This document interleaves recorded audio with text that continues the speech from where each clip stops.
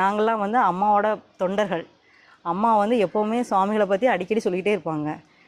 சுவாமிகள் வந்து எப்போவுமே அங்கே காணி மடத்தில் இருக்கிறாங்க, அவங்களோட அற்புதத்தை எப்போவுமே சொல்லிகிட்டே இருப்பாங்க.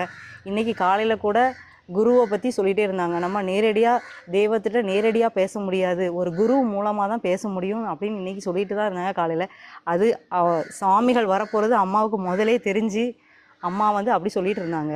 கரெக்டாக அதே மாதிரி இன்றைக்கி சுவாமிகள் எங்களை தேடி வந்தாங்க.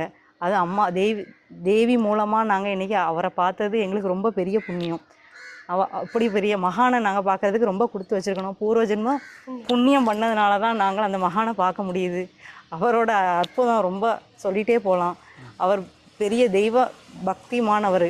அவர் எவ்வளோ பெரிய அட்வொகேட்டாக இருந்தாலும் அது வேண்டான்னு உதறி தள்ளிட்டு தெய்வத்துக்காக இவ்வளோ தொண்டு செய்கிறதுக்காக மக்களுக்காக அவர் சேவை பண்ணுறாரு. அவர் நல்லபடியாக மக்கள் அவளோட ஆசீர்வாதம்